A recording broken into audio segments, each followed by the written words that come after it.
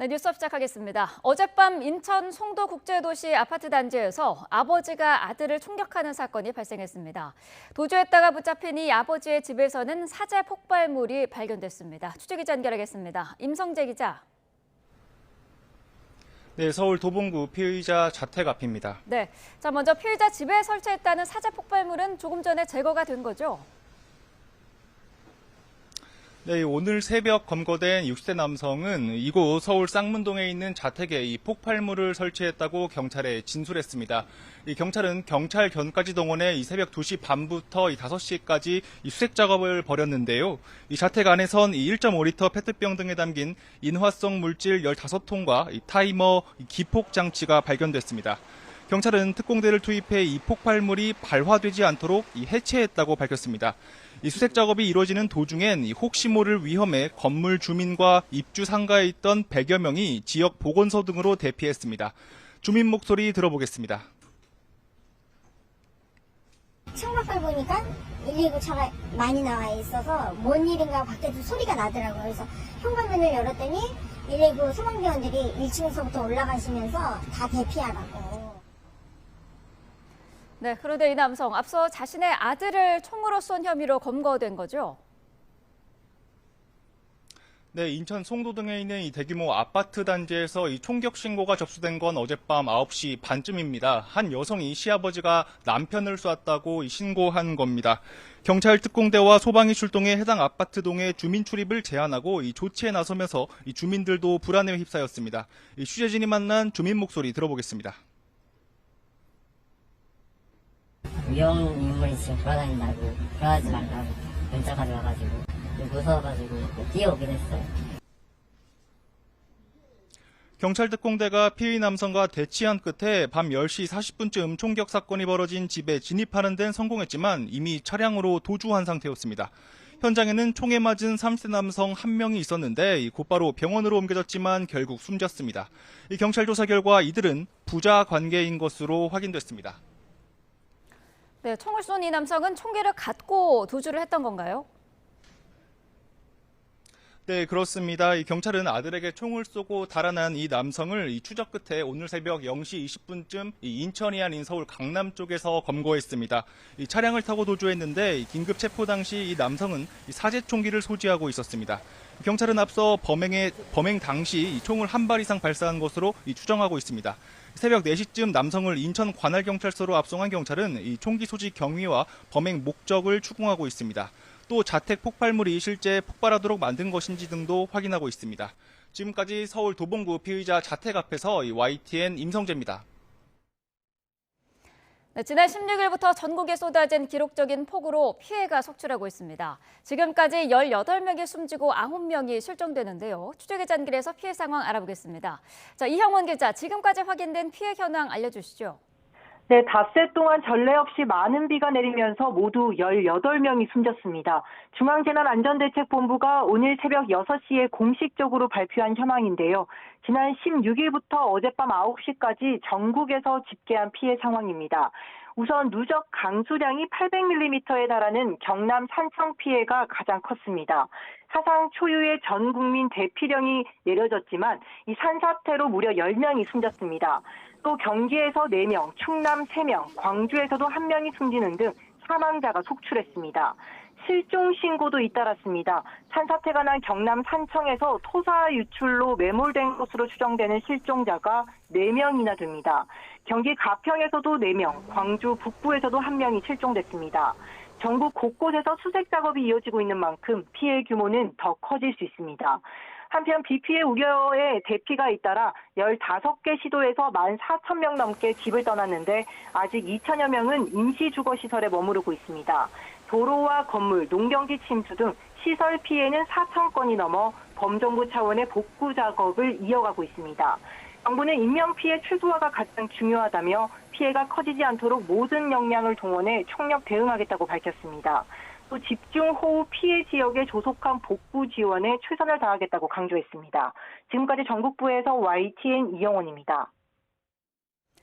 네, 이번에는 경기 북부 지역 폭우 피해 상황 알아보겠습니다. 가평과 포천 등에 많은 비가 내리면서 지금까지 모두 3명이 숨지고 4명이 실종된 가운데 소방과 경찰이 조금 전부터 수색 작업을 다시 시작했습니다. 취재기자 연결하겠습니다.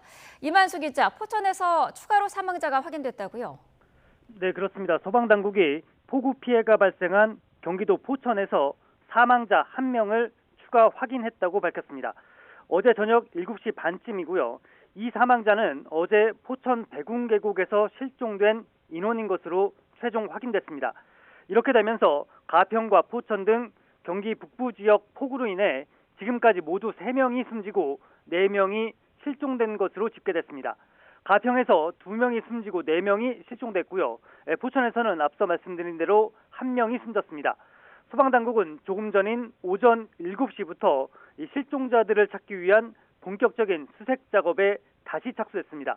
소방당국은 인원 224명, 장비 30여 대, 그리고 구조견 2마리를 동원해서 가평 지역에서 수색에 나섰습니다. 네, 도로 통제나 통신 불편도 이어지고 있는데 수색에 어려움을 겪고 있다고요? 네, 소방과 경찰은 오늘도 대규모 인력을 투입해 실종자 수색과 혹시나 고립돼 있을 대피 인원 구조에 총력을 기울이겠다는 계획입니다. 하지만 상황이 녹록지는 않습니다. 폭우가 쏟아지면서 도로 수십 곳이 물에 잠기거나 유실됐고요. 곳곳이 통제되고 있습니다. 여기에 통신이 끊기고 단수된 지역도 여러 곳입니다. 소방 관계자는 통신이 원활하지 않고 진입로가 차단돼 수색 지점에 접근하는 것이 쉽지는 않은 상황이라면서 수색과 구조에 최선을 다하고 있다고 설명했습니다. 다만 어제 선로에 토사가 유입돼 운행이 전면 중단됐던 의정부 교에서는 오늘 아침 6시 55분 첫 차부터 운행이 재개됐습니다. 앞서 경찰은 경기 북부경찰청에 의료비상, 경기 가평경찰서에 가포비상을 각각 발령했고 소방 역시 대응 2단계를 발령했습니다. 네, 뜬 눈으로 밤을 지새운 주민들도 많을 텐데 대피소는 마련이 되어 있습니까? 네, 폭우 피해가 집중된 경기 가평군이 이재민 발생에 대비해 임시 대피소를 마련했습니다. 가평군은 피해 주민이 늘어날 것에 대비해 인근 마을회관이나 경로당 등에 구호 물품을 미리 지급했다고 밝혔는데요. 일단 어제 5시 기준 이재민은 2가구 6명입니다. 하지만 지금까지 피해 상황을 볼 때 이 이재민이 급격히 늘어날 가능성도 배제할 수는 없을 것으로 보입니다. 지금까지 사회부에서 YTN 이만수입니다. 네, 광주에서도 무더위 속에 복구 작업이 한창입니다. 하지만 피해가 워낙 크다 보니 아직 복구의 손길이 미치지 못하는 곳도 있는데요. 현장 취재기자 연결해 보겠습니다. 오선열 기자. 네, 광주 북구 수해 현장입니다. 네, 자, 극한 오후에 피해 복구가 안 된 곳도 많은데 농작물 피해도 극심하다고요? 네, 제가 나와 있는 곳이 딸기 모종을 키우는 육묘장입니다. 이 최근 내린 폭우에 비닐하우스 내부는 허리까지 물이 차올랐는데요. 이 보시는 것처럼 농작물 성장이 어려울 정도로 망가졌고 바닥은 온통 흙 범벅입니다. 저희 취재진이 주변 비닐하우스들을 살펴봤는데요. 시설 내부가 엉망입니다. 아직도 물이 고여 있는 곳이 있고요. 1m 높이에서 키우는 육묘시설이 뒤틀리거나 철제 지지대가 휘어진 모습도 볼 수 있었습니다. 광주는 지난 17일부터 내린 비가 500mm가 넘습니다. 사흘 동안 1년 강수량이 3분의 1 정도가 내린 건데요. 침수된 집부터 지우고 들판에 나온 농민들은 한숨만 나오는 상황입니다. 양수기 등을 포함한 농기계들도 물에 잠기면서 고장났는데요. 30년 넘게 농사를 지었다는 주민은 평생 처음 있는 일이라며 허탈한 마음을 감추지 못했습니다. 현재까지 광주와 전남에서만 논과 시설원해 등 8,000헥타르 정도가 침수되거나 매몰된 것으로 잠정 집계됐습니다. 상당수 농경지와 비닐하우스가 원래 모습을 잃어버린 상태라 복구도 막막하기만 한데요. 폭우가 거친 뒤 폭염이 닥치면서 복구 작업에 어려움을 더하고 있습니다. 잠시 뒤부터 군 부대원 170여 명이 이곳 일대에서 복구 작업에 나설 예정인데요. 도로가 유실되거나 침수 피해를 본 곳이 많아 완전 복구까지는 상당한 시간이 걸릴 것으로 보입니다. 지금까지 광주 북구 수해 현장에서 YTN 오선열입니다. 네, 전해드린 것처럼 이번 폭우로 전국적으로 18명이 숨지고 9명이 실종됐습니다. 오늘부터 가마솥 더위가 기승을 부리는 가운데 실종자를 찾기 위한 수색이 재개되는데요. 전문가 연결해서 자세한 이야기 나눠보겠습니다. 백승주 열린사이버대 소방방재학과 교수 화상으로 연결합니다. 교수님 나와 계십니까? 나와 있습니다. 네. 자, 먼저 피해가 컸던 경기 북부에서 사망자가 추가로 나왔습니다. 가평과 포천에서만 3명이 숨지고 4명이 실종됐는데 하천 범람이라든지 산사태로 인해서 실종자가 발생을 하면서 날씨나 지금 현장 상황을 봤을 때는 수색에 큰 무리는 없을지가 궁금하거든요. 어떻게 보십니까? 수색에 지금 현 시점에 상당히 난항으로 보여집니다. 그럴 수밖에 없는 게 일단 접근해야 하는 도로가 지금 화면상으로도 많이 유실이 돼 있고요. 네. 그리고 그와 같이 또 중요한 통신입니다. 지금 통신 두절 상태가 유선, 무선 같이 두절 상태가 돼 있고요. 그렇게 되면은 통신이 안 된 상태에서 도로가 안 되기 때문에 마지막까지 연락이 되었던 상태가 최종 안정이 확인이 되기 때문에 그 이유는 잠재적 실종이라고 볼 수도 있습니다. 그렇기 때문에 지금 그 구조 상황이 난항이 겪고 집중하기가 어려운 그런 상황이고요. 거기다가 우리 그 국민 한 분 한 분의 소중한 생명이 어찌 그 무게가 가볍겠습니까? 그런데 지금 현재로서는 공식 집계이다 보니까 실종자 분들을 빨리 안전하게 수색을 해서 안타까운 사망이 아닌 생존자로 뵙기를 간절히 바랍니다. 네, 지금 화면으로 보시는 것처럼 도로도 여기저기 끊겨 있고요. 흙더미라든지 부서진 자재들도 현장에 많이 쌓여 있는 그런 상황인데 이런 상황에서는 소방당국이 어떤 방식으로 실종자 수색을 벌일까요? 네, 실종자 수색은 첫 번째가 말씀드린 대로 생존 확률이 높은 상태의 수선을 원칙으로 삼아야겠지만요. 네. 어려운 부분이 있긴 합니다. 그러니까 일단은 실종자가 최종으로 생존된 것이 확인되고 실종이 시작된 지점에서부터 시작을 됩니다. 예를 들어 하천 같은 경우는 지금 같은 급류는 최소 초속 3m 이상으로 흐르게 되는데요. 이렇게 되면은 지금 현재 실종 사고에서 하는 것처럼 시간이 조금 지나면 10km 이하에서 1시간만 지나더라도 10km 지점까지 흐르게 됩니다. 그래서 이제 생존 확률에 대한 부분은 하천 같은 경우는 그러니까 우리가 이제 10분 정도만 생각을 하더라도 2km가 흘러가게 되기 때문에요. 네. 천변 주로 천변 위주로 2km 지점이 생존 확률이 가장 높은 주변이기 때문에 집중 수색을 하셔야겠고요. 그리고 시간이 지남에 따라서 번역을 넓혀갑니다. 그리고 또 붕괴 구조 같은 경우는 골든타임이 붕괴 같은 경우는 2시간으로 짧아집니다. 하지만 또 내부에 어떤 공간이 아주 생겼을 경우에는 그 공간 때문에 72시간으로 늘어나게 됩니다. 그랬을 때 구조를 할 때 구조대의 2차 추가 붕괴 위험 이런 것들도 조심하셔야 하겠습니다. 네. 앞서 말씀하신 것처럼 굴착기 같은 중장비가 현장에 들어갈 수 있는 상황이 아닌데 이렇게 되면은 어떤 수색의 속도면에 굉장히 좀 오류가 있겠다. 이렇게 보면 되겠습니까? 맞습니다. 이게 순식간에 그 토사가 무너진 상황에서는 인력으로의 구조는 한계점을 가질 수밖에 없습니다. 그래서 당연히 중장비의 도움이 꼭 필요하게 되는데요. 접근하기가 어려운 상태이기 때문에 지금 현재로서는 우선적으로 그 중장비와 인력과 장비를 어떤 위중한 부분부터 선제적으로 투입할지 결정을 해야 되기 때문에 네. 당장 통신 재개가 필요합니다. 도로의 복구는 역시 물리적으로 시간이 걸리고 진행해야 되겠지만 이거 같은 경우는 통신회사, 정부의 도움을 통해서 신속하게 유무선 통신을 복구하는 것이 가장 중요하다고 봅니다. 네. 가족과 캠핑 중이던 40대 남성도 사망을 했습니다. 사고 지점에서 6km 정도 떨어진 곳에서 발견이 됐는데 아내와 아들도 실종자로 지금 분류가 돼 있거든요. 수색 범위를 좀 넓혀야 하지 않을까요? 그렇습니다. 그래서 현재로서는 해당 그 사고만 지금 보게 된다면 네. 말씀드린 대로 예를 들어 1시간 정도가 지나게 되면 10km 이상으로 그 부유물들, 그러니까 뭐가 떠내려가는 것들은 확산이 되게 되거든요. 그래서 생존 가능성이 높은 부분부터 말씀을 드린다면 일단은 물에 빠졌을 급류에 휩쓸려 내려가는 동안 10분 이내 생존 확률이 높습니다. 그러면 10분 정도가 되면 빠르게 흘러내리는 급류라면은 약 2km 정도. 그러니까 지금 저렇게 빠르게 화면상으로 흐르는 급류가 1초에 3m에서 5m 이상 이렇게 흐르거든요. 그래서 네. 그 유속을 보시고 유속에 따라서 시간 후에 10분 정도에 흘러내려갔을 때 편변을 위주로 하천변으로 이게 부유물 이렇게 걸쳐 있는 상태 위주로 생존 확률이 있을 수도 있습니다. 그 아주 낮은 확률이긴 하지만요. 그래서 생존 확률 위주로 수색을 하시고 그 이후에는 장기적으로 10km까지 이렇게 확대하실 필요가 있겠습니다. 네. 밤에 많은 비가 내리면서 사고가 발생해서 이제 피해가 커진 것으로 보이는데 미리 좀 대피하거나 접근을 막는 이런 조치가 필요하진 않았을까요? 지금 현재 사전에 이 산사태가 예상은 했었죠. 네. 산사태가 어디선가 날 것이라는. 전국적으로 산사태 위기경보가 심각 상태였습니다. 심각 상태는 분명히 산사태가 붕괴가 추가적으로 날 것을 명시하는 단계인데요.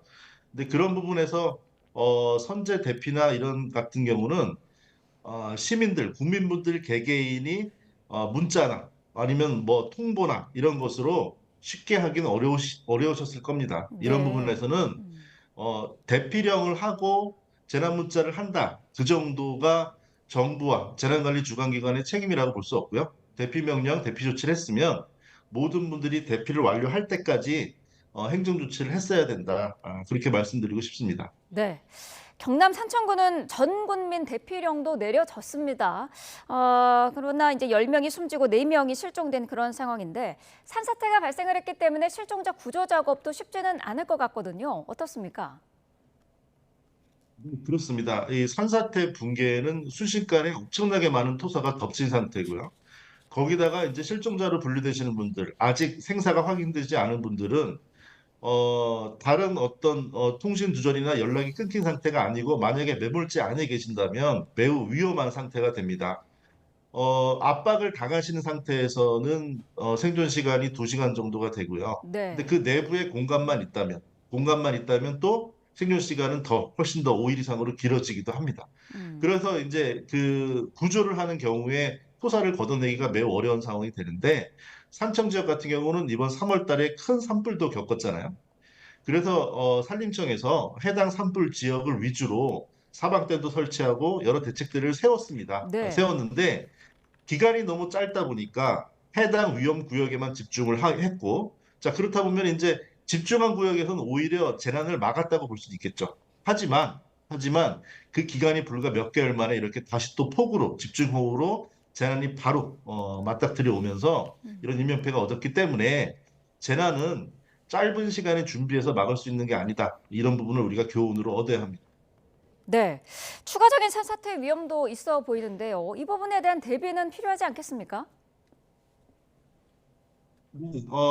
지금 그 산사태, 호우 이후에 2차 재난의 형태로 산사태가 발생을 했고요. 네. 거기다가, 지금 현재는 또, 오늘부터 또 전국에 폭염이 또 오게 되죠. 그러니까 벌써 올해만 보더라도, 산불을 겪고, 그리고 폭염을 겪고, 다시 폭우를 겪고, 다시 또 폭염이 옵니다. 이렇게, 다중재난이 복합적으로 이렇게 오게 되는 상태가 되는데요.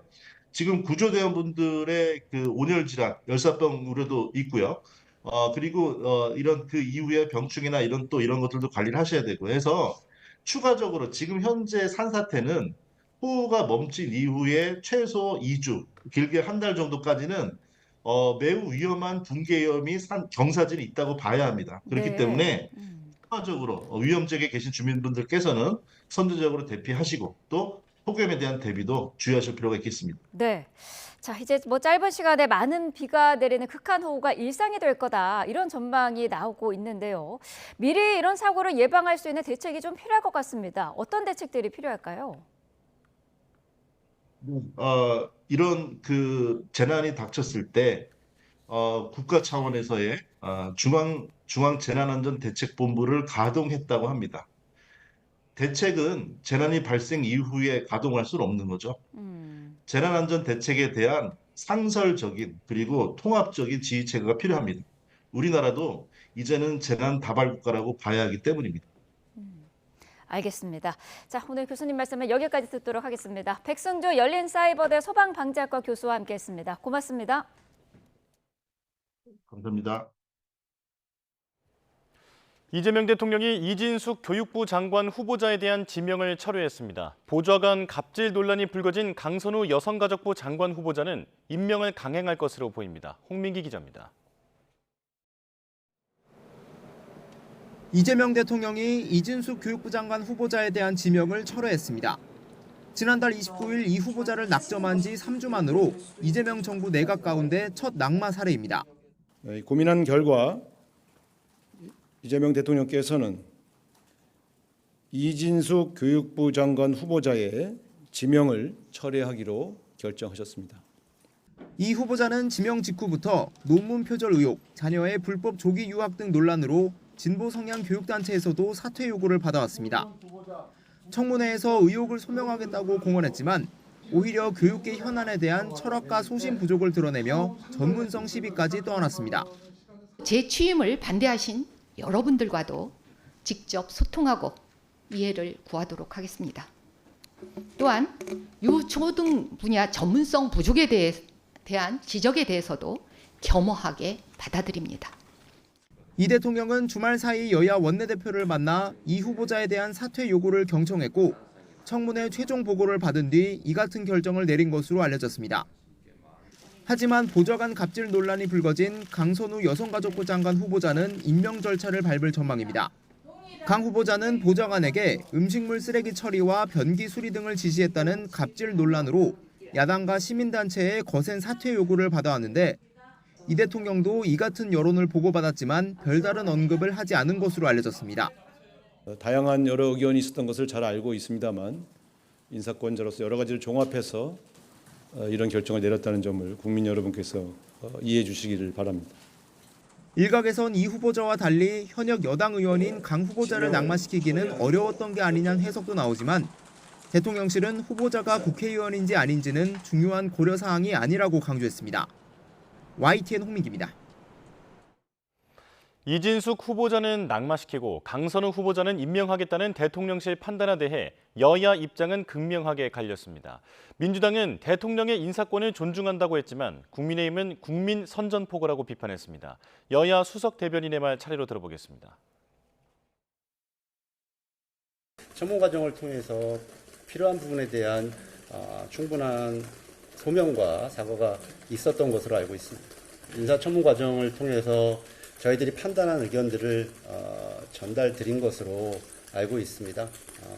그러나 이 인사와 관련된 것은 대통령님의 고유의 권한이시기 때문에 대통령님의 결정을 존중한다라는 것이 저희 최고위원들의 생각입니다. 내 사람은 무조건 지킨다는 이재명식 실용주의의 민낯을 그대로 드러낸 사례입니다. 담요를 덮어주고 충성을 바친 인사는 보호하고 스스로 추천하지 않았다며 선을 그은 인사는 손절하는 그런 이중적 태도는 공정과 상식, 국민 높이의 거리가 먼 측근 보은형 인사입니다. 네, 관련 내용 두 분과 함께 자세히 짚어보도록 하겠습니다. 차재원 부산 가톨릭대 특임 교수 최소영 시사평론가와 함께하겠습니다. 어서 오십시오. 안녕하세요. 네. 자, 이재명 대통령이 어제 이진숙 교육부 장관 후보자의 지명을 철회했습니다. 이재명 정부 내각 가운데 첫 낙마 사례인데 먼저 어떻게 보셨습니까? 일단 이재명 대통령 입장에서는 그러니까 이 교육부 장관으로서의 자질, 능력 그리고 또 여론이 상당히 뒷받침되지 못했다고 아마 냉정하게 판단을 한 것 같습니다. 네. 사실 이 과거의 경우에 보면 이렇게 후보자들의 여러 결격 사유가 발생했을 때 후보자 스스로가 이 자진 사퇴하는 그런 형식을 취했지만 이번에는 이재명 대통령이 직접 지명을 철회했잖아요. 네. 그러니까 소위 말해서 인사권자로서의 자신이 행한 추천에 대한 이 부분에 대한 책임을 지는 그런 모습을 보였다는 측면에서는요.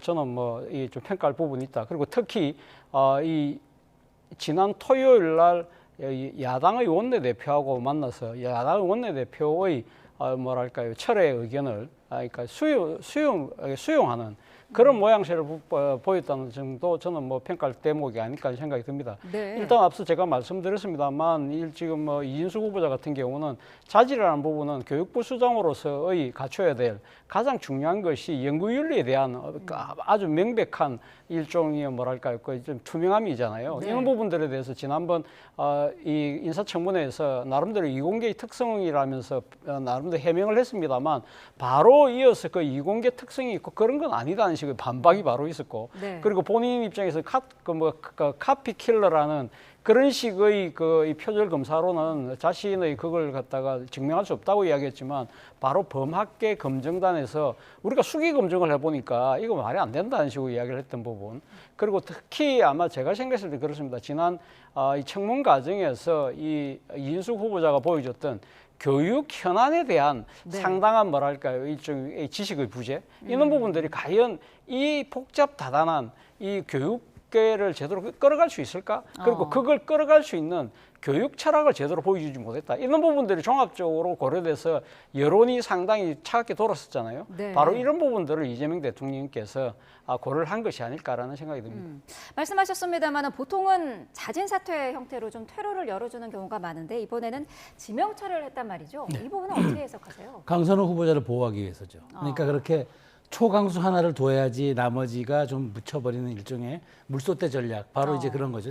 이재명 대통령이 그러니까 대통령이 되기 전에 인사라는 것은 물소대 꺾는듯이 한 번에 훅 해야지 그 국민의 시선을 좀 지나갈 수 있고 그다음에 설령 한두 마리는 또 강을 못 건너는 수가 있죠. 그럼 뭐 희생된다고 보는 그런 전형적인 아마 그런 시각이었던 것 같은데 저는 사실 자진 사퇴를 해도 충분하게 명분이 있었을 일을 이제 그렇게 지명 철회라는 강수를 둔 것은 절반의 실패인 강선호 후보자를 보호하기 위한 일종의 엄폐용이었다고 생각할 수밖에 없는 겁니다. 그런 측면에서 저는 이진숙 후보자에 대해서는 뭐 당연히 뭐 저는 그거는 이제 국민 눈높이에도 맞지 않았고 그 다음에 능력이라든가 이재명 그 정부의 그 인사 3대 기조가 능력 그 다음에 충직 청렴이었는데 뭐 세 개 다 이게 뭐 사실 뭐 능력도 안 되고 청렴도 안 되면 그건 지명을 처리하는 게 맞죠. 그런데 저는 여기에 똑같이 부합되는 사실은 강선호 후보자 어찌 보면 국민정서법에 더 저촉될 수 있다고 보는 그 강선호 후보자를 살리기 위해서 지명 처리라는 좀 강수를 두면서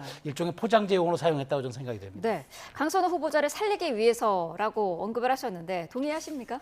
글쎄요, 뭐 저는 뭐 강선호 후보자에 대한 뭐 임명 강행은 저도 상당히 유감스러운 생각이 듭니다. 네. 사실 국민의 눈높이보다는 일종의 뭐랄까요, 과거 같이 이 의정 생활을 했던 이 동료에 대한 뭐 이 동료의 뭐 좋게 이야기하면 동료이고 나쁘게 이야기하면 팔은 안으로 굽는다, 제 식구 감싸기 뭐 이런 비판들도 지금 상당히 지금 쏟아지고 있지 않습니까? 네. 사실 아마 이재명 대통령 입장에서 상당히 고민스러웠을 거예요. 왜냐하면 사실 이 강선호 후보자를 발탁하는 과정에서 야당 대표로서 야당 의원으로서의 헌신성, 성실성 이런 부분들을 일을 잘한다고 해서 발탁을 했는데 결과적으로는 어떻게 됩니까? 만약에 이 강선호 후보자가 이번에 이 통과하지 못할 경우에는 소위 말하는 현역 불패를 일종의 깨지는 그런 측면이 하나의 선례가 되잖아요. 근데 네. 문제는 그 현역 불패가 깨지는 것보다 아마 이재명 대통령 입장에서는 이 현역 불패가 깨질 경우에 상당히 정치적 부담 때문에 사실은 강선호 후보자가 정치적 생명이 끝날 수 있지 않을까라는 우려를 했을 가능성이 상당히 높다는 것이죠.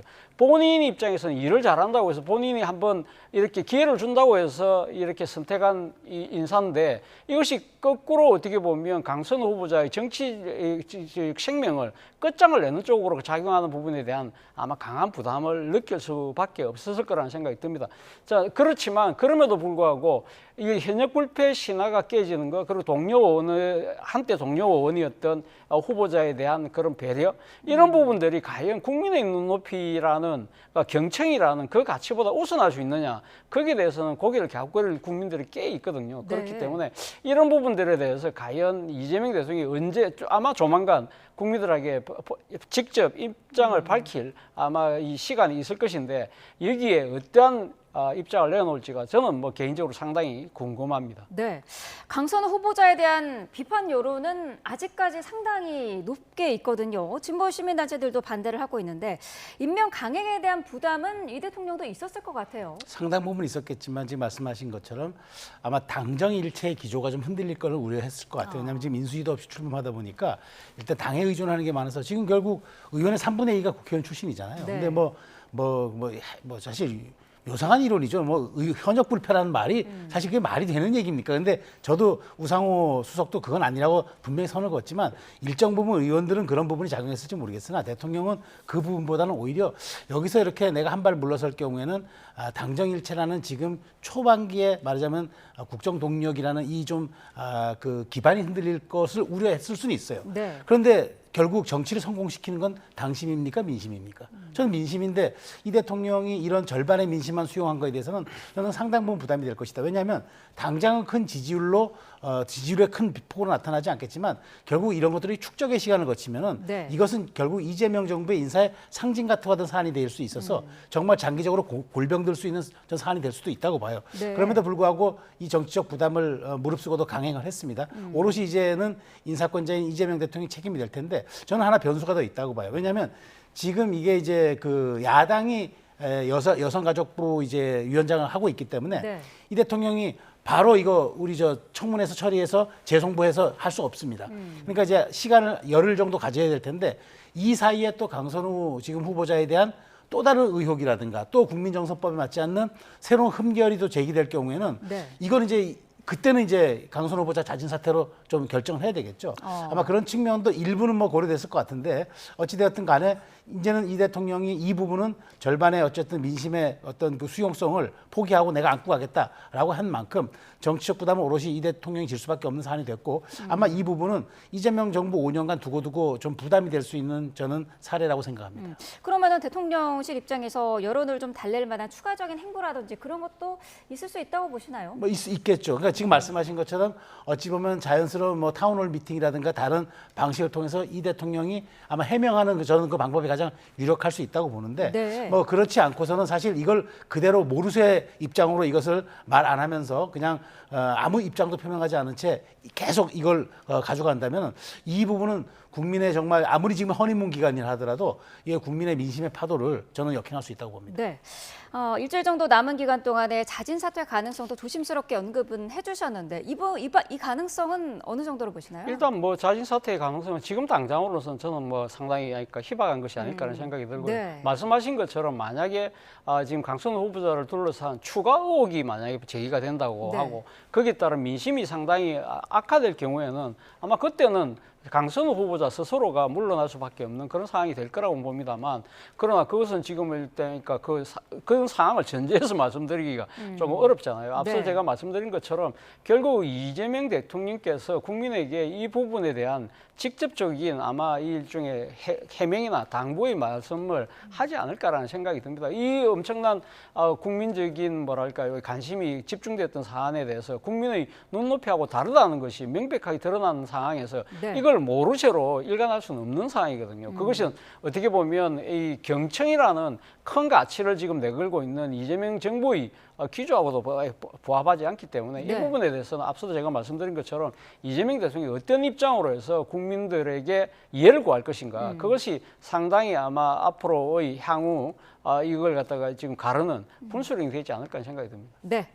자, 각 당의 상황도 짚어보도록 하겠습니다. 더불어민주당은 당대표를 뽑는 이제 순회 경선이 열렸는데요. 충청과 영남 지역에서 정청래 후보가 압승을 거뒀어요. 초반에 기선제압은 확실히 한 것 같더라고요. 예, 기선제압을 넘어서 저는 일단 승기를 잡은 것이 아닐까라는 네. 생각이 드는데 일단 지금 발표된 것은 이 지금 권리당원들에 대한 투표 결과잖아요. 네. 그러니까 전체 권리당원의 지금 반영률이 55%거든요. 그렇다고 한다면 상당한 지금 어떻게 보면 승부의 추가 기울을 정도의 격차가 나고 있다. 물론 가장 많은 지금 그 권리당원들이 있는 호남과 수도권이 남아 있기 때문에 이렇게 제가 이야기하는 것도 좀 앞서는 듯한 측면이 있습니다만 그러나 그리고 거기다가 좀 민심과 그리고 또 대의원표 심도 지금 반영되는 측면이 있기 때문에 네. 상당히 지금 제가 조심스럽게 지금 이야기를 해야 될 부분이 있지만 조금 앞서가는 측면이 있습니다만 일단 권리당원들이 부분들이 상당히 이 민주당의 전당대회에 봤을 때의 특성상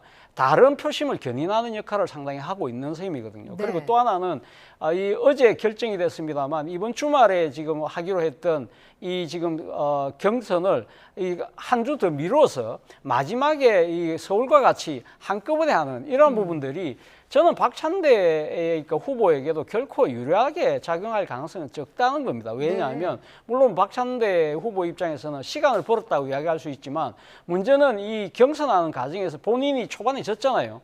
그럼 판을 흔들면서 판이 흔들리고 있다는 부분을 보여줘야만 막판에 역전이 가능한데 이런 부분들이 전혀 드러나지 않은 상황에서 막판까지 가버리면 사실은 이걸 갖다가 뒤집을 수 있는 상당한 이 뭐랄까 정치적 동력을 확보하기가 쉽지 않다. 그리고 가장 큰 문제, 가장 큰 이 대목이 제가 생각했을 때는 정청래 후보가 이렇게 앞서는 부분은 당신과의 코드가 일단 제일 잘 맞았다는 부분들이 크지 않을까 생각이 돼요. 강한 지금 개혁을 이야기를 하고 있잖아요. 그렇기 때문에 이 지금 민주당의 권리당원들 입장에서는 이 골든 타임 안에 개혁 입법을 해야 된다는 그러한 의지를 담아서 지금 정청래 후보에게 표를 몰아준 것이 아닐까라는 생각 때문에 그렇습니다. 네, 그동안에도 사실 박찬대 의원은 당내 의원들의 지지가 높고 정청래 의원은 당심이 높다, 당원들의 지지가 높다라는 얘기도 나오지 않았습니까? 네, 그렇습니다. 뭐 그런 결과가 반영된 그 수치라고 보여져요. 그러니까 저는 충청하고 이제 그 영남에서 60대 30이라는 거의 비슷한 추세가 나왔잖아요. 추세선이 비슷하고 더더군다나 충청은 이제 어떤 민심의 당심의 바로미터라는 그런 점에서 어찌 보면 그 추세선에서 놓고 보면 이제 대세에 올라탔다 이렇게 보여지겠죠. 승기를 좀 잡은 듯하게 보여지는 건 맞는데 저도 지금 물론 이제 이게 대의원 15%와 이제 국민 여론조사 30이라는 나머지 45가 남아 있습니다만은 이 가장 55에 육박하는 이 권리당원 투표에서 이렇게 큰 차이가 나버리면 더블 스코어 거의 가까이 나버리면은 사실상 이게 딴 데서는 다 거의 완사이드하게 이겨야 이거를 벌충할 수 있다는 얘기인데 사실 그러기 쉽지 않은 상황이거든요. 이제 그렇다고 놓고 보면은 이제부터 현실적인 고민을 해야 할 수밖에 없겠죠. 그러니까 물론 이제 일주일 뭐 연기를 했지만 실적으로 뭐 투표 날짜만 연기된 거지 전체 일정이 연기된 건 아니기 때문에 박찬대 후보 입장에서는 뭔가 정말 다른 변수가 좀 생겨줘야 되는데 지금 현재 다른 변수라고는 이재명 대통령의 지지 선언밖에 없는데 그거는 이제 불가한 상황이어서 그렇다면 무슨 방법이 있을까? 저는 이렇게 된다 그러면은 이제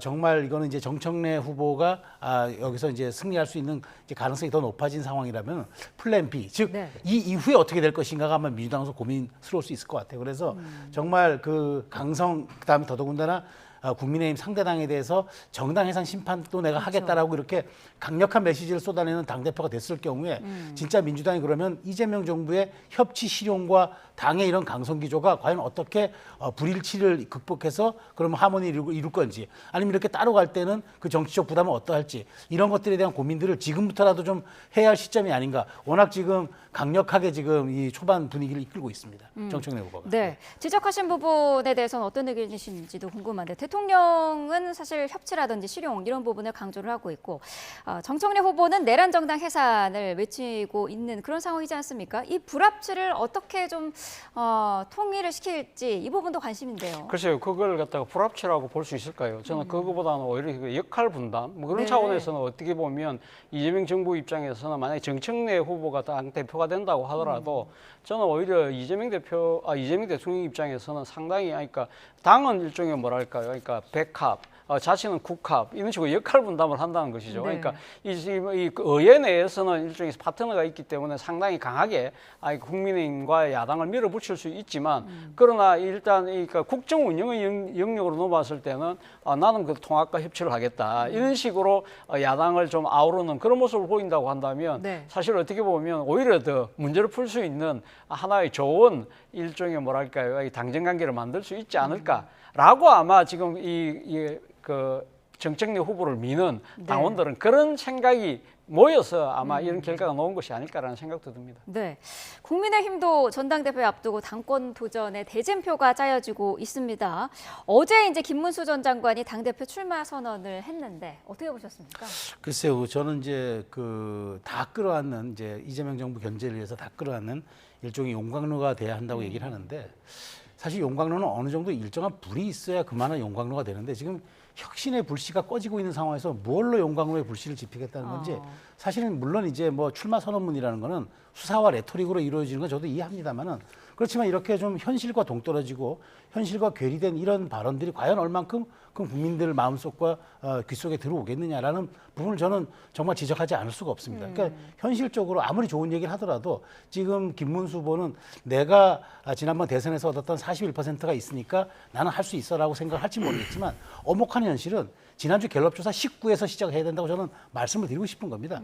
아니 우리가 현실을 부정하면서 손바닥으로 하늘을 가리면서 내가 원하는 걸 얘기할 수 없는 겁니다. 정치는 필요한 것과 가능한 것 사이의 그 중간치를 얻어내는 거기 때문에 저는 김문수 후보가 저렇게 혁신의 용광로를 얘기했지만 실질적으로 이게 가능할지 여부는 저는 굉장히 의문점이어서 네. 사실 지금 저는 가장 걱정되는 지점이 이겁니다.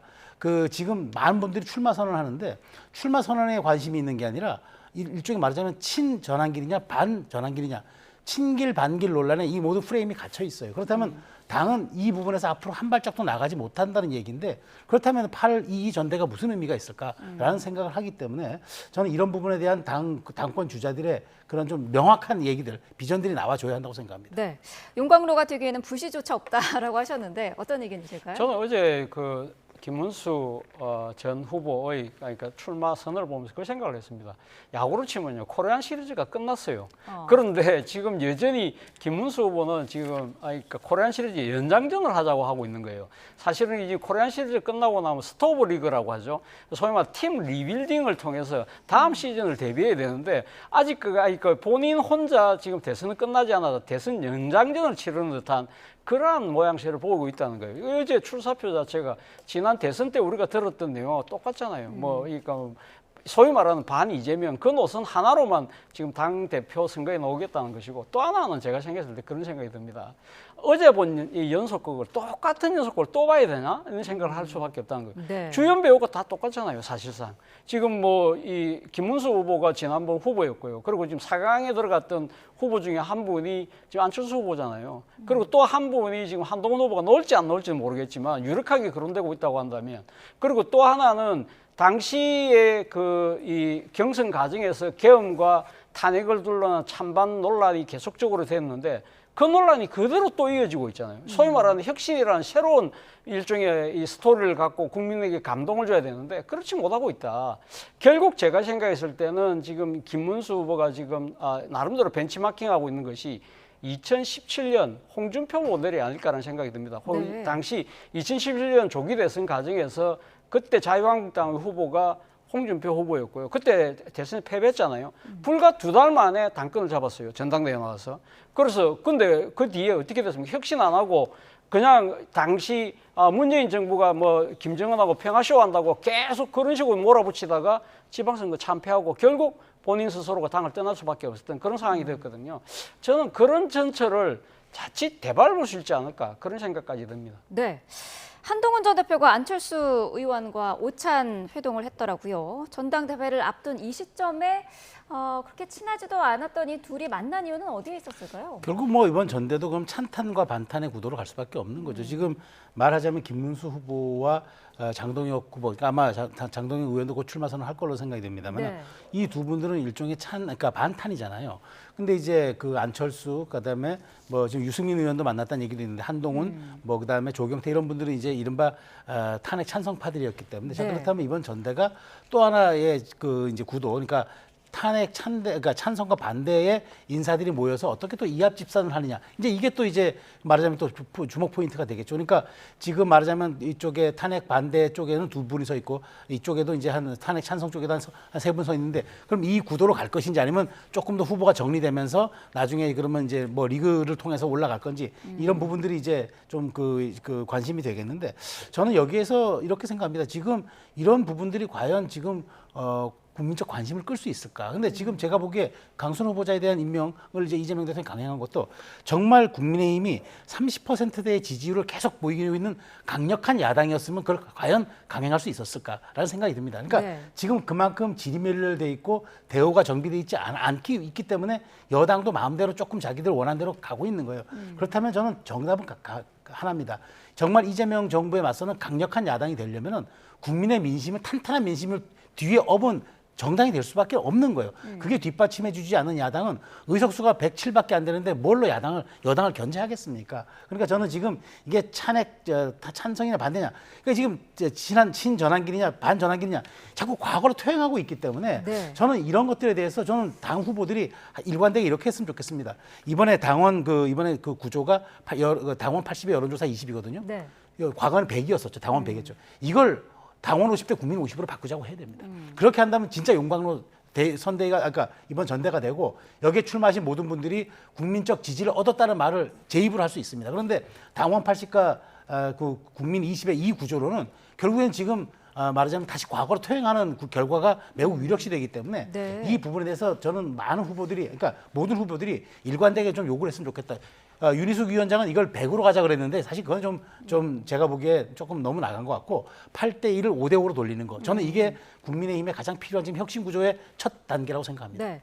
경선룰을 바꾸는 문제를 언급을 해주셨는데 가능성이 있다고 보시나요? 뭐 저는 뭐 그 가능성이 거의 희박하지 않을까라는 생각이 듭니다. 네. 이 경선룰 자체가 사실 게임의 결과를 바꿀 수 있는 가장 결정적인 순간인데 네. 제가 알기로는 지금 8대 2로 지금 전당대회 지금 관리위원회에서 결정한 걸로 제가 알고 있는데 그런 부분들을 지금 물론 뭐 당 지도부가 최종적으로 추인을 안 했지만 그런 상황 자체를 뒤바꾸기는 힘들지 않을까요? 그리고 또 상대적으로 민주당 같은 경우 소위 말해서 당원 주권주의라고 해서 상당히 당원들의 목소리를 키우고 있는 상황이기 때문에 우리만 왜 그렇게 그러니까 이 지금 시류하고 역행해? 라는 식의 또 당내 반발이 예상될 수 있는 것이거든요. 네. 그러나 그런 반발이 있음에도 불구하고 저는 사실은 뭐 이런 혁신 경쟁을 유도하기 위해서는 아까 우리 최수영 평론가 말씀하신 것처럼 사실은 민심을 상당히 저는 그러니까 더 늘릴 필요가 있다. 5대 5가 아니라 네. 거꾸로 민심을 80, 당심을 20%까지 가는 그런 식의 특단의 대책을 통해야만 혁신 전당대회로 유도할 수 있을 거라는 생각이 듭니다. 네, 알겠습니다. 자, 오늘 두 분 말씀은 여기까지 듣겠습니다. 차재원 부산 가톨릭대 특임교수, 최소영 시사평론가와 함께했습니다. 고맙습니다.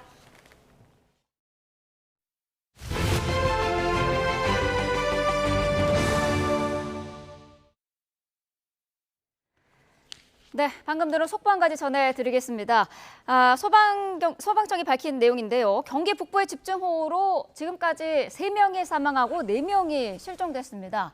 가평에 매몰됐던 70대 여성 등 2명이 사망했고요. 포천에서는 1명이 사망한 것으로 추가적으로 확인이 됐습니다. 소방본부는 포천 백운계곡 급류 실종자가 숨진 채 발견돼서 1명 사망자가 추가로 발견됐다고 밝혔습니다. 오늘 오전 7시부터 가평 실종자에 대한 수색은 재개가 된 상태고요.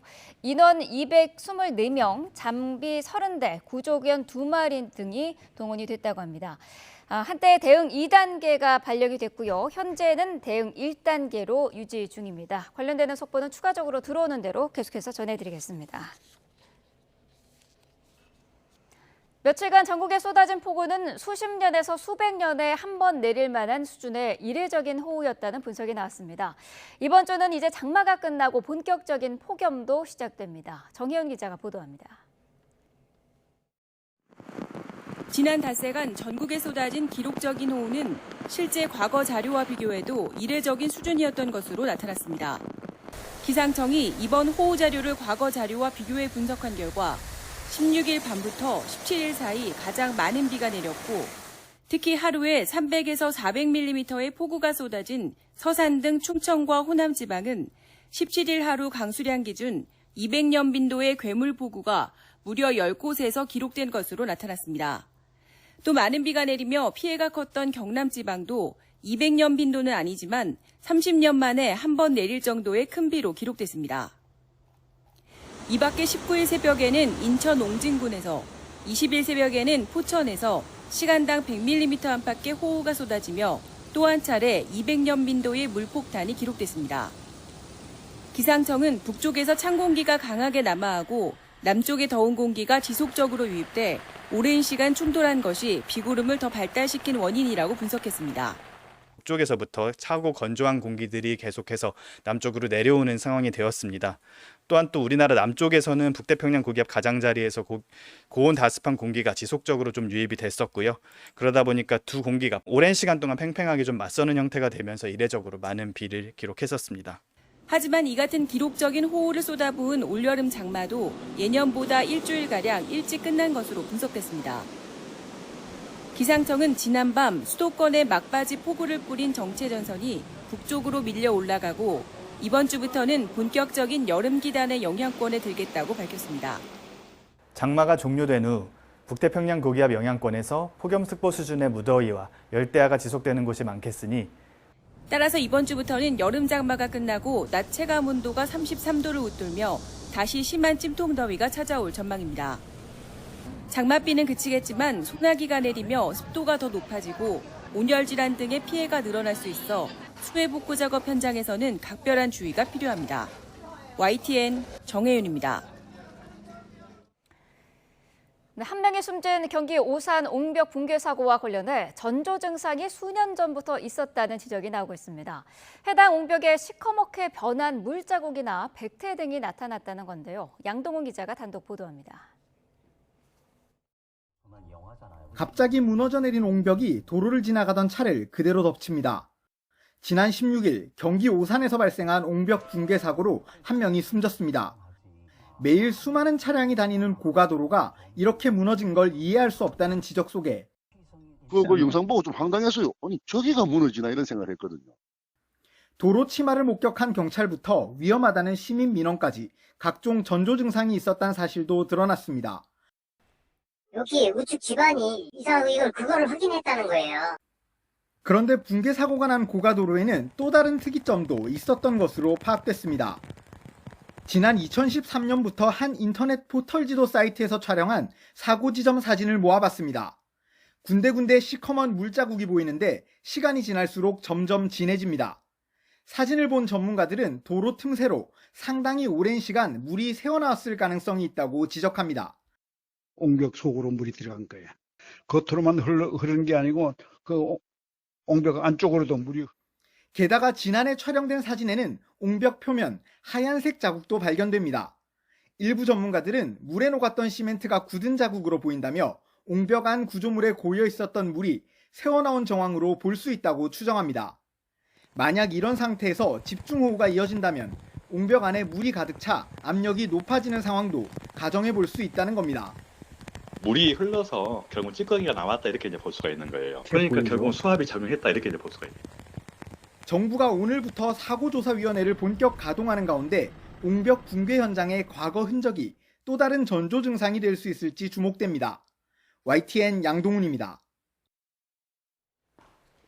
내란 특검이 지난해 비상계엄 선포 전 국무회의에 참석한 전현직 장관들을 잇따라 조사했습니다.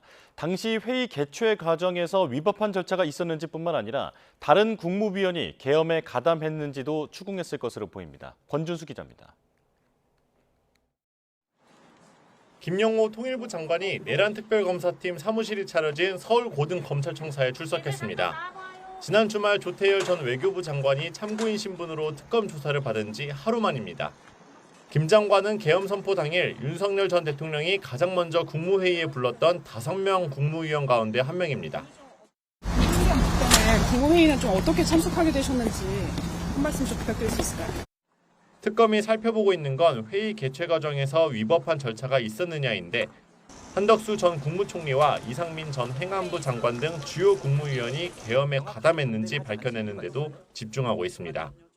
앞서 김 장관은 지난해 12월 검찰 특수본 조사에서 계엄 당일 오후 8시 윤 전 대통령으로부터 용산으로 빨리 들어오라는 전화를 받았지만 경제, 외교, 안보 분야에 심각한 문제가 발생할 수밖에 없다며 반대 목소리를 냈다고 진술한 것으로 알려졌습니다.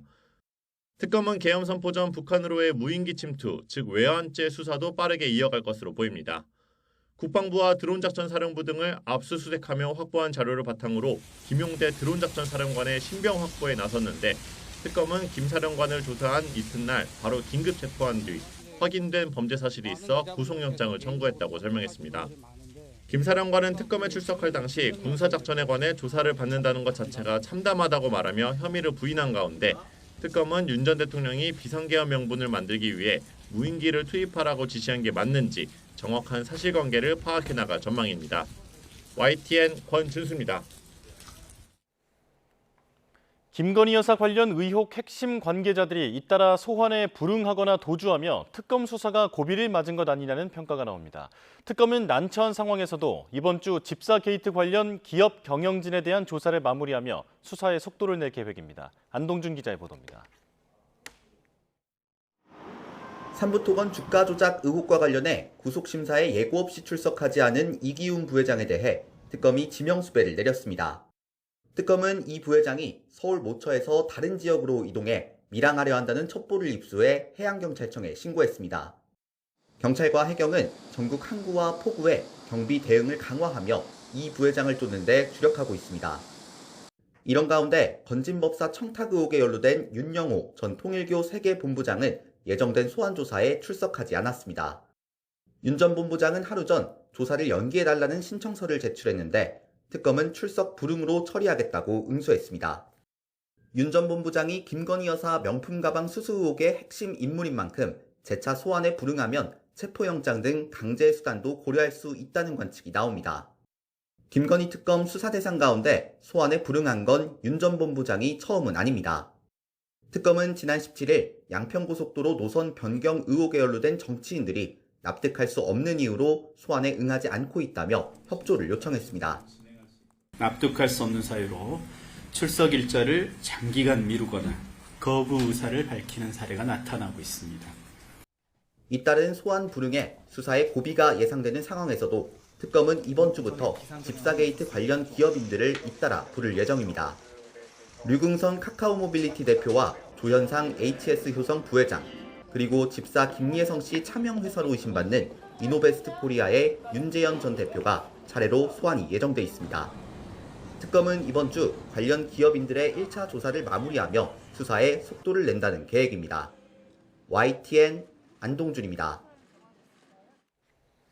김건희 특검이 도이치모터스 주가 조작 사건의 핵심 인물인 이종호 전 블랙펄 인베스트먼트 대표를 오늘 불러 조사할 예정입니다. 김건희 특검은 오늘 오전 10시부터 변호사법 위반 혐의 등을 받는 이 전 대표를 소환 조사할 계획이라고 밝혔습니다. 다만 이 전 대표 측은 변호인이 부재 중이라는 사유로 일정 조율을 요청했는데 특검은 이 전 대표가 나오지 않을 경우 출석 불응으로 처리하겠다는 방침을 밝힌 것으로 파악됐습니다. 김 여사의 계좌를 관리한 것으로 알려진 이 전 대표는 도이치모터스의 시세 조종을 알았는지 또 김 여사가 삼부토건 주가 조작에도 관여했는지를 규명할 수 있는 인물로 꼽힙니다. 어젯밤 인천 송도 국제도시 아파트 단지에서 아버지가 아들을 총격하는 사건이 발생했습니다. 도주했다가 붙잡힌 이 아버지의 집에서는 사제 폭발물까지 발견됐습니다. 취재기자 연결합니다. 신기혜 기자.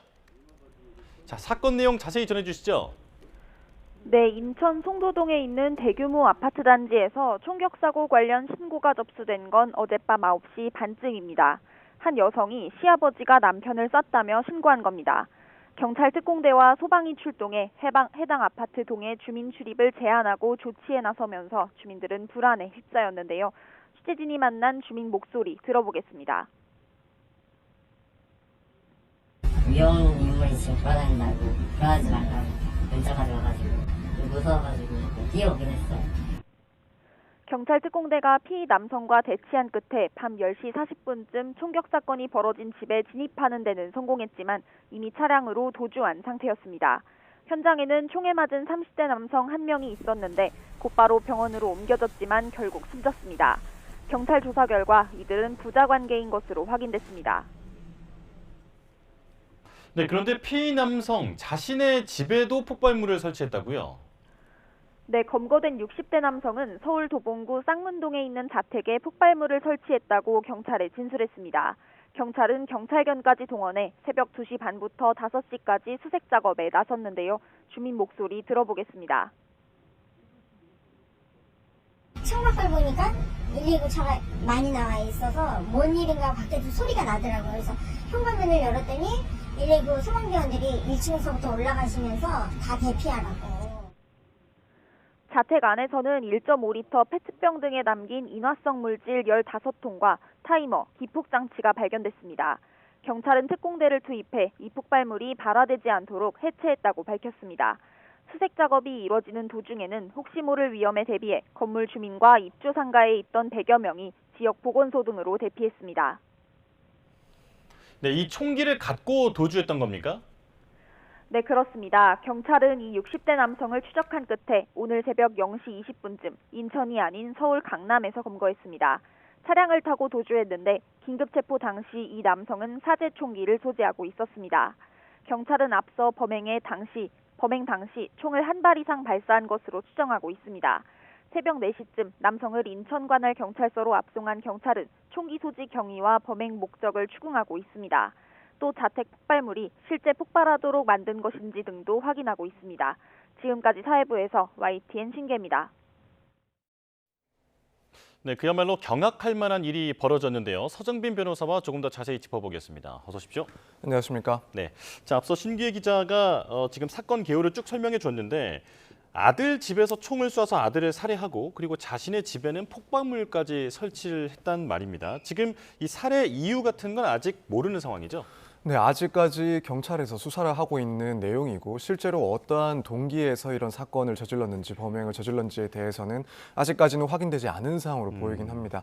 사실 뭐 통상적인 살인 사건 같은 경우에도 그 동기가 무엇인지 여부 등에 대해서 조사를 하는 것이 상당히 중요합니다. 예. 왜냐하면 추후에 이제 양형과도 관련되어 있는 부분이고 또 그런 내용들이 실제로 조사되어야 혹시라도 이제 살해 혐의를 부인했을 때 살인의 고의 같은 것들이 인정할 수 있는 그런 내용들을 확인해야 되기 때문에 살인 사건에 있어서 그 동기를 찾는 것 상당히 중요한 그런 요소인데 아직까지 이 부분 확인이 되지는 않은 것 같고 다만 이제 수사 상황에 따라서 이 부분에 대해서는 집중적으로 조금 질문이 있고 또 경우에 따라서는 답변까지도 듣지 않을까 이렇게 예상이 됩니다. 예, 먼저 의심해 볼 수 있는 동기는 가족 간의 다툼이 아닐까 이런 생각도 드는데 이런 가족 간의 다툼으로 이런 범행으로 이어지는 경우가 종종 일어나죠. 네, 간혹 발생할 수는 있습니다. 이제 물론 살인 사건 같은 경우에는 여러 유형들이 있긴 하겠지만 많은 경우에는 우발적으로 발생하는 경우들이 대부분이긴 합니다. 예. 특히나 이제 가족 사이에서 그런 갈등이 있을 때 아무래도 모르는 일면식도 없는 사람들보다는 이런 살인 사건 그리고 폭력적인 상황이 발생할 수 있는 가능성이 있다 보니까 실제로 살인 사건이 가족 사이에서도 이루어지는 경우들이 종종 있긴 합니다. 다만 이제 이 사건 같은 경우에는 상당히 좀 특이하다라고 볼 수 있는 게 지금까지의 정황들을 봤을 때 우발적이라고 보이는 그런 살인 사건이라고는 평가하기 상당히 힘들 것 같습니다. 네. 지금 범행 도구도 이미 소지를 하고 있던 그런 사제총이었고 또 이후에 도주를 했다라는 그런 정황이라든가 혹은 심지어 자신의 자택에 폭발물을 또 설치했다라는 내용들을 봤을 때 네. 통상 가족들 사이에서 이루어질 수 있는 그런 우발적인 사고 혹은 사건이 아니라 상당히 계획적으로 이루어진 그런 사건이 아닌가. 물론 그 근본에는 뭐 갈등이 있을 수도 있긴 하겠습니다만 그것이 과연 실제로 중요한 요소가 될지는 조금 지켜봐야 될 상황이 아닐까 생각이 됩니다. 예. 자, 그러니까 사제총 이걸 만들었는지 구했는지는 아직 밝혀지지 않았습니다만 매우 특수한 물건을 아들 집까지 가져가서 총기를 발사를 해서 아들을 살해했는데 자, 우리나라는 총기 소지 자체가 불법이지 않습니까? 그런데 이런 총을 어떻게 구했을까요? 그러니까 지금 우리나라에서는 이런 사제총을 뭐 제작하거나 소지하는 것 자체가 불법이고 또 정식으로 절차를 거친 총기를 하더라도 본인의 집이 아니라 이제 경찰서, 파출소 등에 이제 보관을 하도록 되어 있는데 예. 이런 사제총을 구한 경위에 대해서도 당연히 조사가 진행이 될 겁니다. 아직까지는 어떤 식으로 소지를 하게 됐는지, 외부에서 구매를 했는지 아니면 직접 제작을 했는지 여부에 대해서는 드러나지 않은 사항으로 보이긴 합니다. 이제 뭐 경우에 따라서 두 가지 정도 생각을 해볼 수가 있을 것 같습니다. 하나는 직접 이제 불법으로 이런 사제총을 제조를 하는 방식입니다.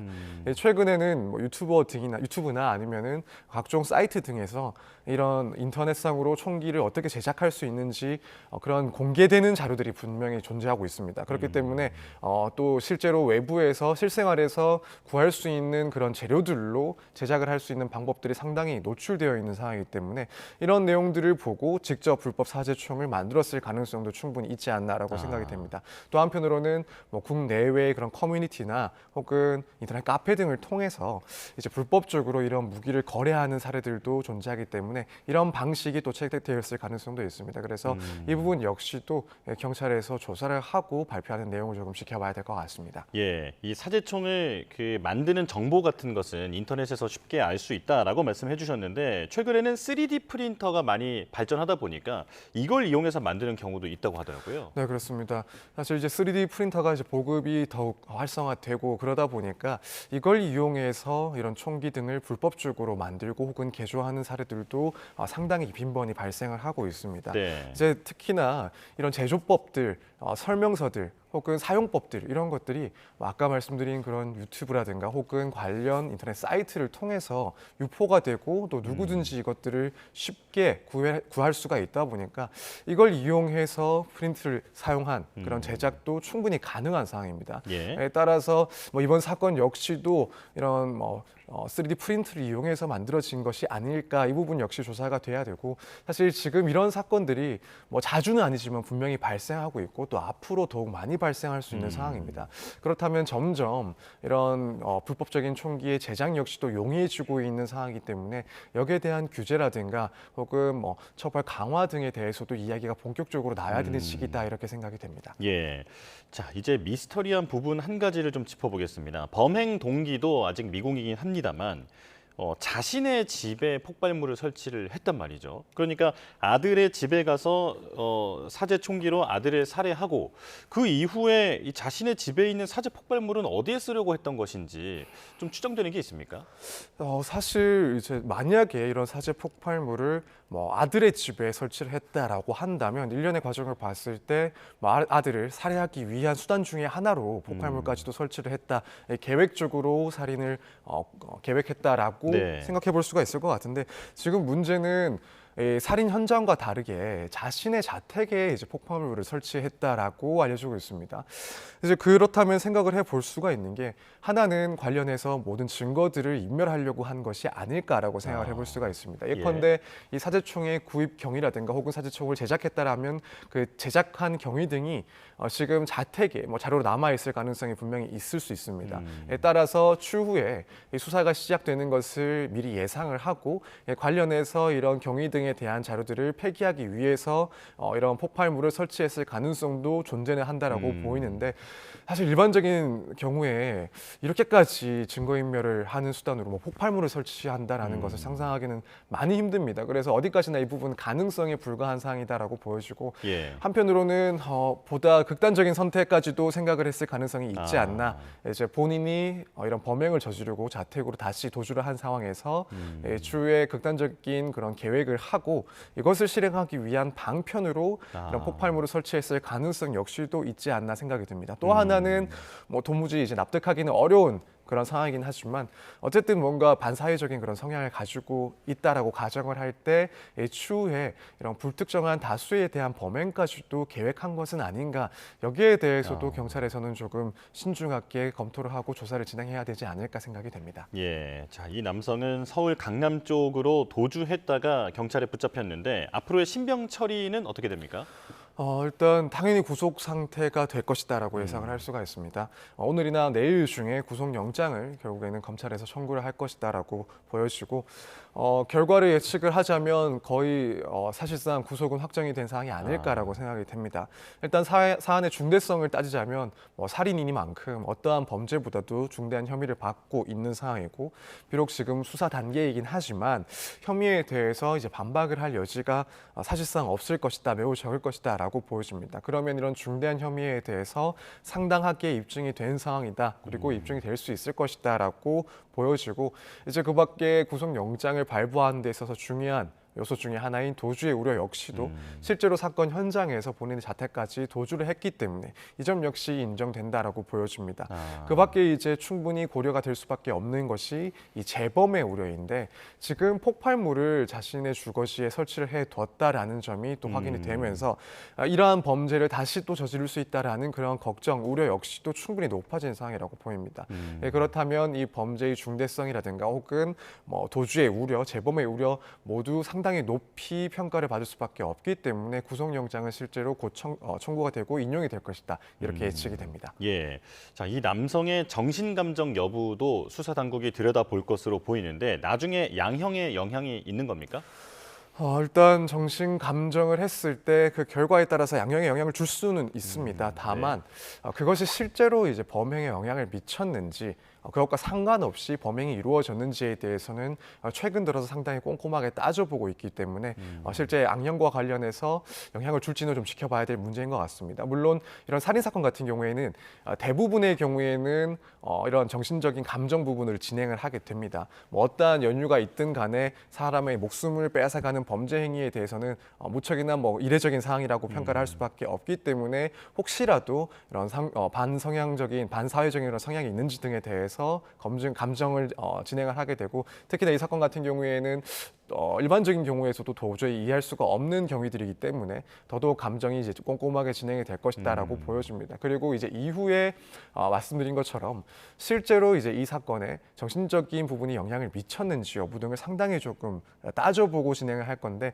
만약 이 사건 조사를 했을 때 계획적인 부분들이 상당히 두드러진다라고 한다면 결국 이 정신적인 문제와는 다르게 상관없이 고의나 혹은 계획성이 상당히 입증이 되어 양형에 있어서는 사실 정신적인 문제가 크게 영향을 받지 않는다라고 예측을 또 해볼 수가 있지 않나 생각이 됩니다. 예, 만약 계획을 하고 있었더라고 하면 어떤 전조 현상이라고 할까요? 그 전에도 어떤 낌새가 있었을 것 같은데 이런 게 만약 드러난다면 고의성이 입증된다고 봐야겠죠? 네, 그렇습니다.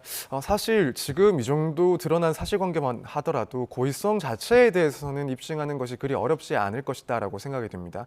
뭐 총기 사건 같은 경우에 예컨대 뭐 외부에서 산속에서 수렵 활동을 하다가 발생한 인명사고다라고 한다면 뭐 오발인지 여부 등도 더 따지게 될 것인데 사실 지금 이 사건 같은 경우에는 주거지에서 발생을 한 사건이고 또 본인이 미리 준비한 총기로 진행이 된 그런 범행입니다. 이후에 도주도 했고 심지어는 폭발물도 자택에 있었고 그래서 이런 점 등은 이제 고의성을 인정이 될 것이고 다만 이제 전조 현상이 있었는지에 따라서 이 계획성이 있었는지 여부에 대해서는 조금 더 다져질 수 있는 부분이 있다라고 생각이 됩니다. 알겠습니다. 여기까지 말씀 듣겠습니다. 서정빈 변호사와 함께했습니다. 고맙습니다. 감사합니다. 자, 지금 속보부터 전해드리겠습니다. 지금 미국 상호관세 부과 시한이 임박한 가운데 이번 달 들어서 어제까지 수출이 소폭 감소한 것으로 자, 지금 소식은 다시 잠시 뒤에 전해드리겠고요. 자, 먼저 국민의힘 지금 회의가 열리고 있는데요. 비대위 현장으로 가보겠습니다. 복구를 위한 자원봉사 활동을 펼쳤습니다. 또 어제는 폭우와 산사태가 덮친 경남 산청 지역의 수해 현장을 다녀왔습니다. 먼저 폭우 피해로 인하여 사망하신 분의 명복을 빌면서 유가족 여러분들께는 심심한 조의를 표합니다. 수해 현장을 가보니 신속히 지원해야 될 사항들이 많이 있었습니다.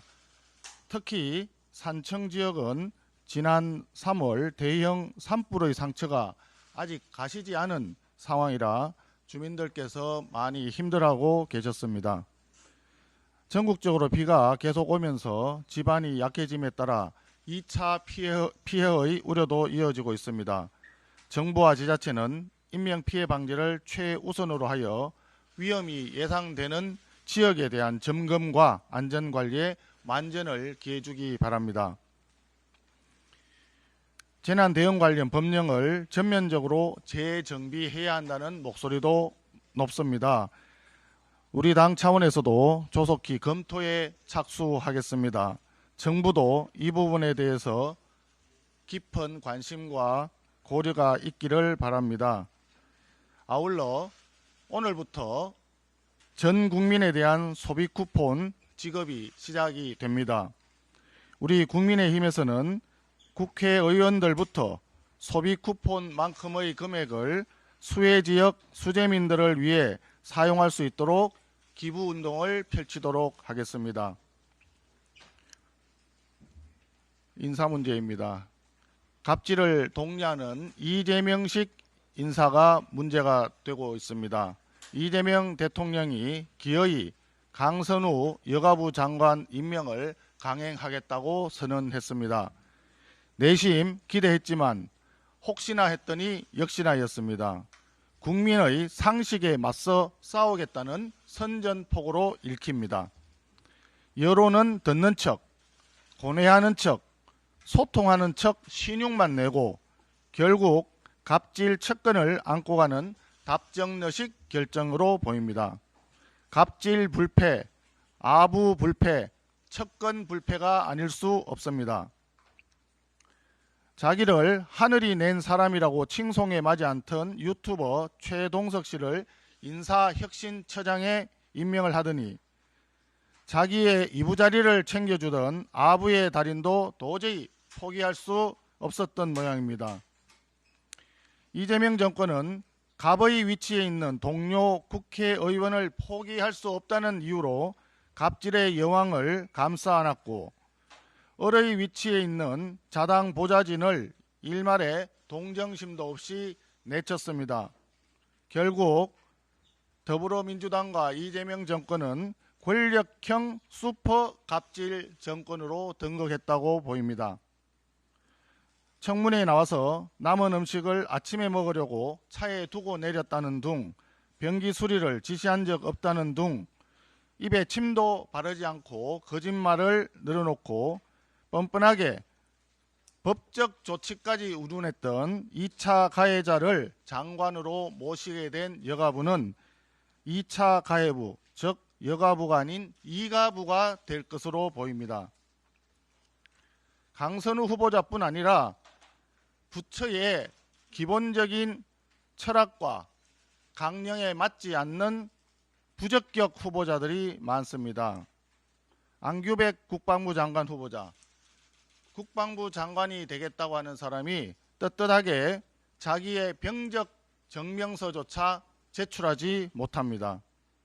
인사청문회 제도가 도입된 이래 병적 증명서를 공개하지 못한 국방부 장관은 없었습니다. 이대로 임명을 강행한다면 아마도 장관 재임 내내 방위병 시절 영창에 다녀왔다는 의혹을 꼬리표처럼 달고 다니게 될 것입니다. 보훈부 장관 후보자 역시 지역에서 만난 택시기사가 독립유공자 유족이었다는 황당한 변명으로 자기의 보훈 전문성을 이야기했습니다. 이처럼 부적격 인사가 한둘이 아닌데 그중에서도 특히 강선우 후보자만은 절대 안 된다는 국민 여론을 무시하고 기어이 임명을 강행하겠다는 오기 인사가 매우 개탄스럽습니다.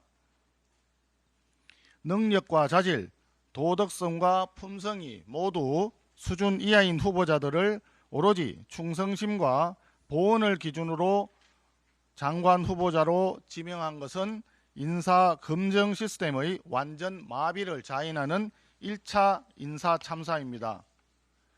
그런데 갑질과 거짓 해명으로 국민적 공분이 켜켜이 쌓인 후보자를 아무런 해명도 없이 그대로 임명한다는 것은 오만과 독선의 불통 정권임을 자인하는 2차 인사 참사입니다. 이재명 정권은 국민의 상식과 국민의 눈높이에 맞서 싸우는 오기 인사가 곧 정권 실패의 지름길이라는 점을 꼭 명심하기 바랍니다. 이상입니다. 네, 국민의힘 송원석 비대위원장의 발언 듣고 왔습니다. 수해 지원에 대한 당부를 먼저 전했고요. 그리고 강선우 여가부 장관 후보자 임명 강행에 대해서 비판했습니다. 자, 자세한 소식은 곧 다시 전해드리겠고요. 자, 그리고 어젯밤 인천 송도에서 발생한 총격 사건의 피의자 아버지의 경찰 진술 내용이 알려졌습니다. 피의자가 서울 쌍문동 자신의 주거지에 폭발물을 설치했고 그리고 이걸 경찰 특공대가 오늘 오전에 해체했다는 소식은 앞서 전해드렸는데요. 이에 대해서 피의자가 경찰 조사에서 자기 주거지에서 12시경에 폭발하도록 설치했다라고 진술한 것으로 알려졌습니다.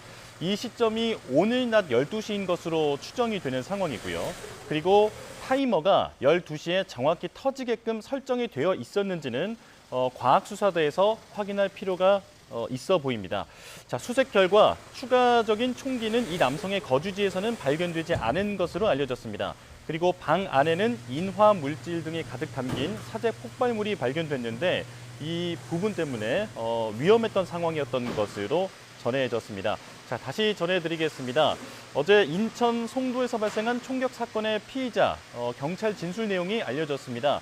자, 사제 폭발물을 오늘 낮 12시에 폭발하도록 설치했었다라고 하는 진술을 확보했고요. 이게 12시에 정확히 터지게끔 설정이 되어 있었는지는 과학수사대의 확인이 추가적으로 필요한 상황입니다. 자, 이 남성의 거주지에서는 추가 총기가 발견되지는 않았고요. 방 안에 인화물질이 들어있는 사제 폭발물이 있어서 무척 위험했던 상황이었던 것으로 전해졌습니다. 자, 범행 동기에 대한 진술은 아직 알려지지 않았는데요. 소식이 들어오는 대로 전해드리겠습니다. 자, 이번엔 경제 속보입니다. 미국 상호관세 부과 시한이 임박한 가운데 이번 달 들어 어제까지 수출이 소폭 감소했습니다. 관세청은 7월 1일부터 20일까지 우리나라 수출이 361억 달러로 1년 전보다 2.2% 감소로 돌아섰다고 밝혔습니다. 다만 지난해 같은 기간보다 조업일 수가 줄어든 점을 고려한 일평균 수출액은 23억 3천만 달러로 전년 대비 4.1% 늘었습니다. 품목별로는 HBM 수요 증가와 D램 가격 상승에 힘입은 반도체 수출이 1년 전보다 16.5% 늘어난 78억 9천만 달러로 가장 많았습니다. 반도체가 전체 수출에서 차지하는 비중도 22%에 육박했습니다. 또 대미 품목 관세가 적용된 승용차 수출도 1년 전보다 3.9% 늘면서 증가세를 이어갔습니다. 반면 대미 관세 영향을 피하지 못한 철강 제품 수출은 9.7% 줄었고 업황 부진 속 석유 제품도 17.5%, 자동차 부품은 8.4% 감소했습니다. 특히 주요 나라별로는 양대 수출국인 미국과 중국으로의 수출액이 모두 한 자릿수대 감소세를 보였습니다.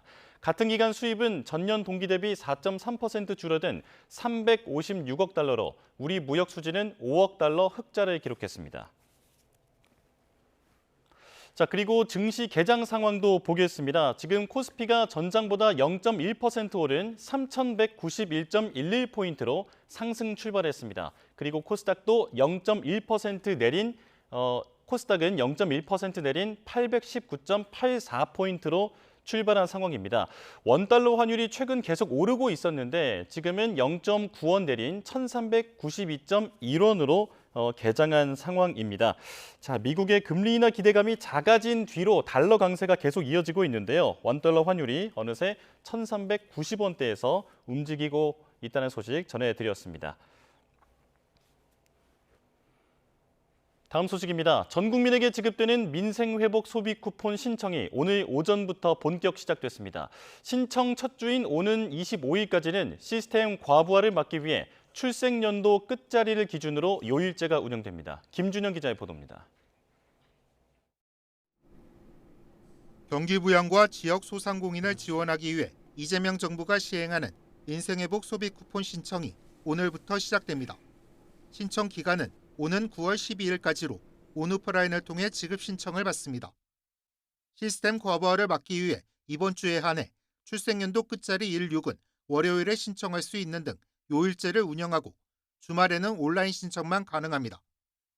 국민 1인당 15만 원을 지급하되 차상위 계층과 한부모 가족에게는 30만 원, 기초생활수급자에게는 40만 원을 지급합니다. 비수도권 지역 주민에게는 3만 원이, 농어촌 인구 감소 지역 주민에게는 5만 원이 추가됩니다. 신용체크카드, 선불카드, 지역사랑 상품권 중 원하는 방식을 선택하면 됩니다. 사용 지역은 특별시와 광역시 주민은 해당 시 내에서, 도지역은 주소지 시군 내로 각각 제한됩니다. 일부 업종을 제외한 연매출 30억 원 이하 소상공인 업소에서만 사용할 수 있습니다. 또한 사용 불가 업종은 대형마트, 백화점, 면세점, 프랜차이즈, 직영점 등과 같이 지역상권 활성화 취지에 맞지 않는 일부 업종이 해당됩니다. 정부와 금융기관에서는 민생회복 소비 쿠폰과 관련해 URL 링크가 포함된 안내 문자는 보내지 않는다고 강조했습니다. 이런 문자를 받으면 링크를 누르지 말고 한국인터넷진흥원 118 등으로 신고해달라고 당부했습니다. YTN 김준영입니다. 올여름 장마가 끝이 나자마자 날이 무더워졌습니다. 밤사이 서쪽 지방과 해안가 곳곳에서는 열대야가 나타났고요.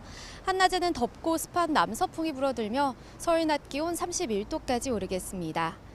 당분간 북태평양 고기압의 영향권에서 기온은 점점 오름세를 보이겠습니다. 밤낮 없는 더위에 지치지 않도록 대비 잘해주시기 바랍니다. 전국 곳곳에 다시 폭염특보가 내려졌습니다. 현재 전남 완도에는 폭염경보가, 경기 남부를 비롯한 서쪽 지방과 강원 동해안, 영남 일부 지역에는 폭염주의보가 발효 중인데요. 오늘 낮 기온은 서울 31도, 청주와 광주, 강릉 34도까지 크게 오르겠고요. 습도가 높아서 체감온도는 이보다 조금 더 높겠습니다. 현재 대기가 불안정해지면서 소나기가 지나는 곳이 있습니다. 오늘 전국 곳곳에 5에서 60mm의 요란한 소나기가 예상되고요. 특히 남부지방 많은 곳은 최고 80mm의 소나기가 시간당 30에서 50mm 안팎으로 매우 강하게 쏟아질 수 있겠습니다. 이미 많은 비가 내려 지반이 약해져 있습니다. 산사태 등 추가 피해가 발생하지 않도록 각별히 유의하시기 바랍니다. 절기 대서가 들어있는 이번 주는 날이 갈수록 더위가 강해지면서 폭염특보가 확대 강화하겠고요. 여기에 소나기도 자주 내릴 전망입니다. 한창 수해 복구 작업이 이루어지고 있는데 폭염이 찾아와 걱정입니다. 야외에서 작업하시는 분들은 온열 질환 위험이 크니까요. 수분 섭취를 충분히 하는 등 건강관리 잘해주시기 바랍니다. 지금까지 YTN 원희다입니다.